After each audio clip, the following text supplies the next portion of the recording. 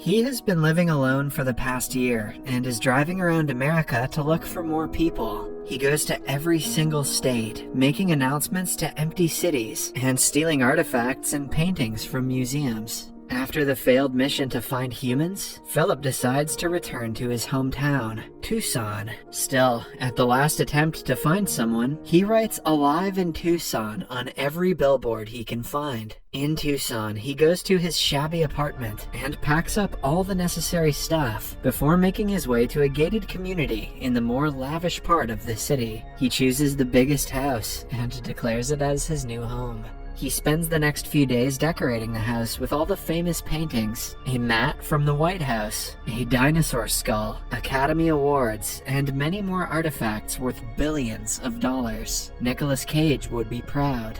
Every day before going to sleep, Philip makes sure to apologize to God for masturbating so much, and wishes that he sees the face of at least one woman before his death. Thankfully, there are still a plethora of cars that he can use to drive around. He goes to the grocery store in his underwear and breaks in using a gun. In only a year, he has completely forgotten basic decency, now that he has no one to impress. He also does everything that was just an impulsive thought before the virus, like destroying the pile of cans in the store and bringing hundreds of adult films home. To pass time, he plays racquetball with himself, uses lamps and aquariums as bowling pins, and crashes cars into each other. The chaos makes him feel a hint of adrenaline and helps him cope with the loneliness. After about a month, he starts to lose his sense of sanity. Moreover, being alone on his birthday reminds him of everything he failed to appreciate when life was normal. He misses his mother, his life, and humans in general. The scene cuts to a few months later. The grand mansion Philip lived in has turned into a dumping site. It is filled with plastic and cans that he never cleans up because there won't be a meaning to it anyway. He hasn't showered in days and has started living like an animal. The house lacks running water and the toilet is covered in plastic bottles. So instead, Philip makes a hole in the springboard and uses the pool as his toilet. He also fills a kid's pool with margaritas and bathes in it while simultaneously drinking from it. Let's hope he never gets the two pools confused. Then, one day, he goes to the bar and draws faces on balls, assigning them names and personalities. He talks to them like they are his real friends, just to feel like he isn't lonely. At night, he brings a ball named Gary to a clothing store and hits on a mannequin that he has a crush on. When her arm breaks, Philip loses his mind. He decides that he doesn't want to live anymore and goes to the nearby hill to commit the unthinkable. He wishes farewell to all of his ball friends, promising to remember them for eternity. Then, he gets inside his car and drives towards the hill at full speed. Suddenly, he sees smoke rising far away and stops the car seconds before it crashes. Philip can almost not believe his eyes. He immediately follows the smoke and reaches a trailer that is clearly inhabited by a person. Then, he notices something he had been begging to see for the past year. Someone has left their bra to dry in the sun. Philip smells it and is so overwhelmed that he falls unconscious. When he wakes up, he sees a beautiful girl holding him in her lap. She seductively promises to fulfill his wishes and kisses him. Philip is enjoying the kiss before he wakes up and realizes he was dreaming. The girl in front of him is less attractive and older. She is performing CPR on him to bring him back. They pull away from each other, weirded out upon seeing another human after so long. Philip asks her where the beautiful woman is, until she points out he should be worried about his wet underpants instead. It turns out that he peed himself when he was unconscious. Even in a situation like this, Philip claims that he was swimming from the front side earlier, which is why his underpants are wet. He aggressively starts explaining that he did not pee himself, which makes the girl panic. She brings out a gun, asking him to stay away. Philip finally admits that he did in fact pee and is embarrassed. After both of them calm down, they introduce themselves. The girl's name is Carol. She used to be an analyst before the virus and has been wandering around America after everyone died. She saw the Alive in Tucson sign and came here to see if she really is the last person alive.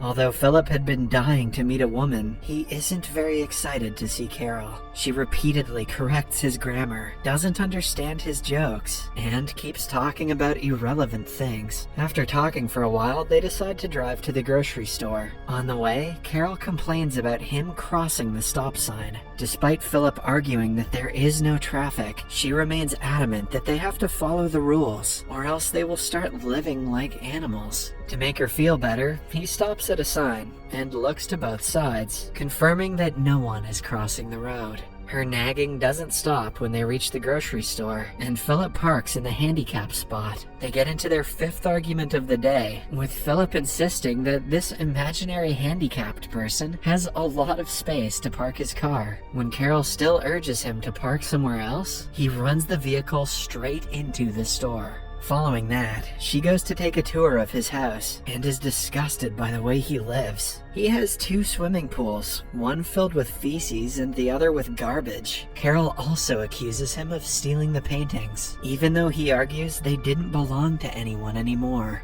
By the end of the house tour, Philip asks her to go back to her campsite. The next morning, he is woken up by Carol cleaning up his house. She nags him to get gardening and cleaning supplies from the store because they have to start living like human beings. At night, Philip goes to his ball buddies and complains about Carol. Even though he has only known her for a day, he feels like they are a married couple who desperately need to get a divorce. The following morning, things get worse for him as she moves into the house next door. He tries to shoo her away, but Carol, being Carol, is stubborn. She asks him if he is scared of being seen naked, and as a reply, Philip takes off his pants. Carol finally addresses the elephant in the room and brings up the topic of reproduction. She thinks that they are the chosen ones who have been given the duty to repopulate the earth. Philip says he wouldn't sleep with her even if she was the last woman on Earth, which is true in this case. In the next scene, he is in his outdoor toilet when Carol approaches him.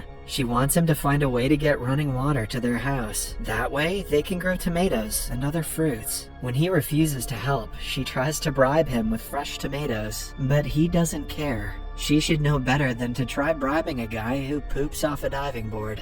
However, when it gets dark, he breaks into her garden and eats all of her vegetables. Carol knocks on his door the next morning and finds him covered in leftover tomatoes. Philip still claims that he isn't the one who stole them. He also notices Carol has hurt her leg while trying to transfer water to her house from a manhole. A few days later, she gives up on trying to live like a decent human. Philip finds her making an outdoor toilet in a fountain, copying his swimming pool toilet. Carol thinks that they might not be the chosen ones, but instead the forgotten ones who have no purpose in life. They are in no way capable of creating an entire human civilization when they cannot even arrange a toilet in their million-dollar mansions. Philip, who is used to seeing Carol as an optimistic person, feels awful for her. Hence, he goes to the city's water tank and arranges a way to water Carol's garden. She is finally happy to see a good side to him and invites him for dinner. At night, Philip enjoys an organic meal after a long time. The topic of sex is brought up,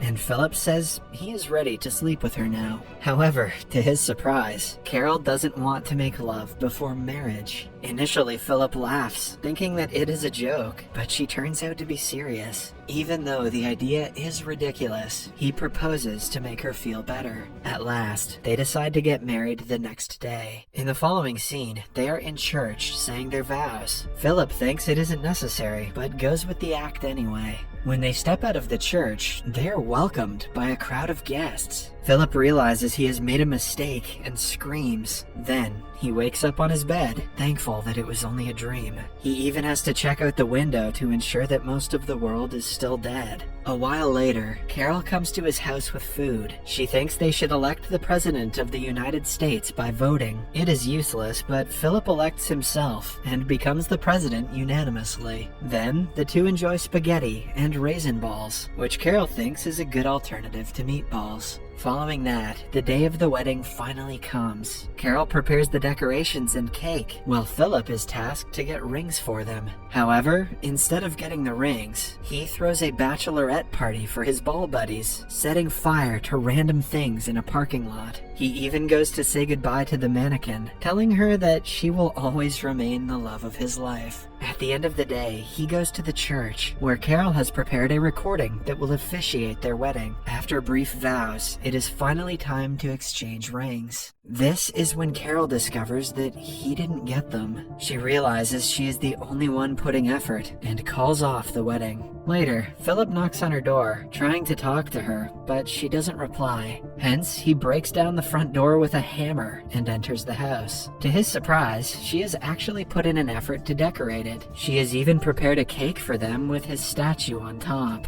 Philip feels awful about what he did and apologizes to her. He also reveals that he doesn't really like her personality or the food she cooks, but even so, he is glad that she exists, because without her, he would not be alive right now. With that being said, Philip brings her out to do something special. In the following scene, they go to a jewelry shop, where Carol gets all the rings she wants. They finally officiate the wedding and are declared husband and wife. At night, the two make love, but the experience is not how Philip thought it would be. Carol cannot stop talking throughout the night, making strange remarks that she thinks are hot. The next morning, she finds him playing racquetball in his home. Philip thinks she is going to nag him again, but to his surprise, she joins him in the game. They enjoy the rest of the day doing things like Philip normally does. They make fireproof suits and set each other on fire, run a bulldozer over beer cans, and go to meet Philip's ex-girlfriend,